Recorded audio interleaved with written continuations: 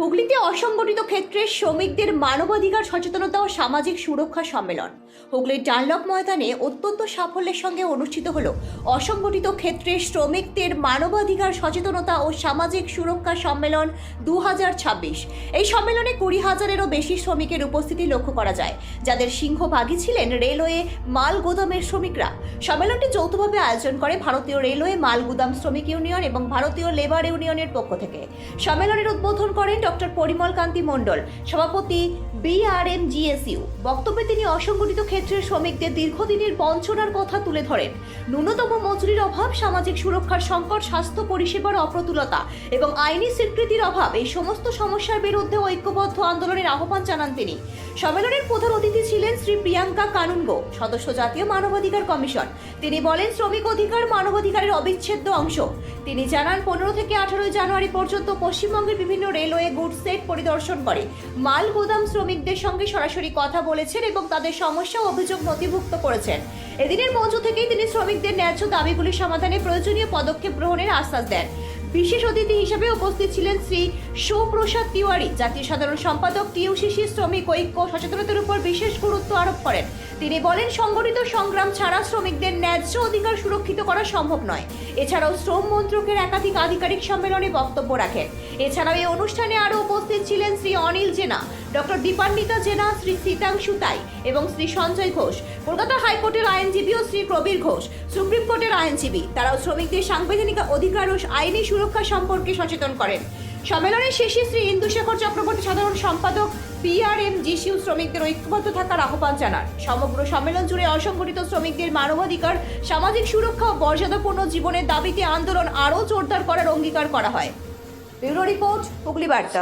মানবাধিকার আয়োগের যে শিকায়ত ফর্ম রয়েছে সেখানে আপনারা প্রত্যেকে রেজিস্ট্রেশন করবেন। যারা রেজিস্ট্রেশন করেননি তারা কিন্তু করবেন। প্রোগ্রাম আমাদের খুব বেশি সময় হবে না, কিন্তু রেজিস্ট্রেশন করে অবশ্যই যাবেন।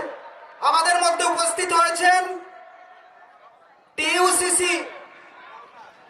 সারা ভারতবর্ষ জুড়ে যে বিভিন্ন সেক্টরে অসংগঠিত সংগঠিত ক্ষেত্রে শ্রমিক নিয়ে যাদের কয়েক কোটি লেবার, যাদের জীবনের যন্ত্রণা নিয়ে সারা ভারতবর্ষ জুড়ে কাজ করছেন। মাননীয় শ্রী SP তিওয়ারি স্যারজি রয়েছেন। SP তিওয়ারি স্যারকে আমাদের ভারতীয় রেলওয়ে মালগোদাম শ্রমিক ইউনিয়নের সদস্যরা তাকে সংগঠিত করছেন ফুলের বুকে, উত্তরীয় এবং অনারারি স্মারক দিয়ে। अपने शोषण को रोकने के लिए अपनी आवाज बुलंद कीजिए, शिकायतें दर्ज करना शुरू करिए। और ये जेना साहब जैसे अधिकारी जो भारत सरकार ने बिठाए हैं, अगर ये भी आपकी शिकायत ना सुने तो मुझे शिकायत दीजिए, और अगर मैं भी शिकायत पे काम ना कर सकूं तो प्रधानमंत्री की वेबसाइट पर मेरी भी शिकायत करिए, लेकिन अपनी आवाज को बुलंद करिए। प्रधानमंत्री के पास पहुंची हर शिकायत पे 24 घंटे के अंदर एक्शन शुरू होता है। हम लोगों की अकाउंटेबिलिटी है, हम लोगों से सवाल पूछा जाता है कि प्रधानमंत्री ने 24 घंटे पहले शिकायत भेजी थी, आपने क्या काम किया, जवाब दो, बताओ। सरकार बड़ी पारदर्शिता के साथ काम कर रही है। हम सब मजदूरों के मानव अधिकारों के संरक्षण के लिए कटिबद्ध है, संकल्पित है, और विकसित भारत 2047 के संकल्प को पूरा करने के लिए लगे हुए हैं। मजदूरों का शोषण मुक्त समाज बन सके, इस संकल्पना को साकार करने के लिए आप लोगों की मदद चाहिए, आप लोगों की सहायता चाहिए। इस संकल्प शक्ति को आपके मेहनत की प्राणवायु चाहिए। सब मिलकर एक बार बोलेंगे, भारत माता की जय। ये आवाज कोलकाता से लेके दिल्ली तक पहुंचनी चाहिए, और हर शोषण करने वाला सुन ले कि भारत के मजदूर का शोषण अब संभव नहीं है।